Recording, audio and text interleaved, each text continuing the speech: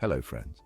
Welcome back to Empires of Antiquity, where we dive into the untold stories of history's greatest civilizations. Before we get started, I just want to take a moment and ask, how's your day going? I hope it's been good so far, and if not, hopefully today's story will take you on a journey that leaves you a little more inspired.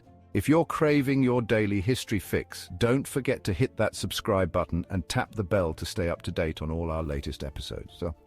Now let's jump into today's story, a tale of foresight, ambition, and tragedy. Today we explore the intuition of Calpurnia, wife of Julius Caesar, and how her warning, dismissed in the face of power, echoed long after her husband's fateful death. She wasn't a ruler, she wasn't a soldier, but Calpurnia, Julius Caesar's wife, held a power of a different kind. A power often dismissed, underestimated, intuition. The ability to sense what lies beneath the surface, to see danger where others saw only glory. On the eve of her husband's assassination, Calpurnia sensed it clearer than anyone. It was the Ides of March. 44 BC. The Roman Republic was at its peak, and Caesar, its mighty conqueror, stood unchallenged. Yet in the midst of his victories, Calpurnia, who knew him better than anyone, sensed the one thing no general, no emperor could defeat: fate. Have you ever felt it? That quiet whisper of intuition telling you something's wrong before anyone else can see it. History tells us those whispers are rarely wrong. Calpurnia had a dream so vivid, so suffocating it refused to let her go. She saw her husband's death not in vague symbolism, but as clearly as if it had already happened. The Senate, blood, Julius, her husband, betrayed, struck down in the very heart of the republic he had built. But in a city like Rome, built on the ambitions of men, what weight did a woman's dreams carry? Caesar, confident in his power, brushed her off, his eyes fixed on the Senate, on politics, on the game of empire. But the truth? He ignored the only game that mattered: survival. Here's where things get even more interesting. What if I told you Calpurnia wasn't the only one who sensed the danger? What if there were men in Caesar's own inner circle who, like her, knew something was brewing, but dismissed it, blinded by ambition? While Calpurnia's fears came in the form of a dream, the men of Rome had their own premonitions. But theirs didn't come from the gods. It came from the very earth beneath their feet.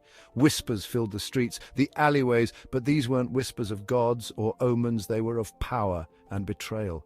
Conspirators, men Caesar once called friends, were plotting in the shadows. But unlike Calpurnia, they had no need for dreams. They had a plan. A plan that would make Calpurnia's vision a grim reality. The night before they gathered, daggers in the dark, a pact sealed, not with words but with the silence of men who knew they had already crossed the point of no return. The next morning, Calpurnia begged him, not as an empress but as a wife. Her voice trembled as she pleaded, "Don't go, stay here just this once, trust me." But Caesar, who had defied armies and gods alike, couldn't bring himself to believe her. We can imagine the scene, her standing there, eyes wide, voice breaking with the weight of what she had seen. Him, calm, resolved, too proud to listen, too confident to see the knife at his back. He left. He walked into the Senate, head held high, but something felt wrong. Perhaps even Caesar sensed it in that final moment. The air felt heavier that day, the sun dimmed by clouds that came from nowhere. Eyes followed him as he stepped through the doors.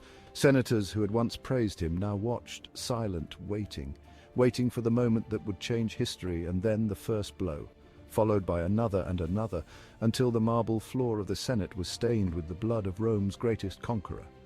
His last breath, escaping in a city that had betrayed him, just as his wife had warned, the ambition of men had collided with the quiet wisdom of a woman. Wisdom, dismissed until it was too late. And in that moment it became clear. Calpurnia's dream had not been a mere vision. It had been fate trying to speak through the only person who saw the truth. We all have those moments, don't we? When we're too confident, too proud, too focused on what's in front of us to listen to the quieter voices warning us of what's ahead. Maybe it's not always a dream or a premonition. Sometimes it's the voice of someone we love. The question is, will we listen? They call it a premonition, but sometimes it's simply wisdom. Wisdom ignored until it's too late. After Caesar's brutal assassination, Calpurnia, consumed by grief and fear, entrusted all of her husband's papers and fortune to Mark Antony. In that moment, her quiet decision set the wheels of Rome's future in motion. Though she'd been dismissed before, her actions would now shape the power struggles to come. And then, like a shadow, she faded from the public eye. Some say she lived out her days in mourning, haunted by the dream that had foretold her husband's death. Her name may have been forgotten, but the ripples of her choices would echo long after. And before I go, I just want to say thank you for joining me today. Be safe, take care of yourselves, and have a wonderful day. See you in the next episode.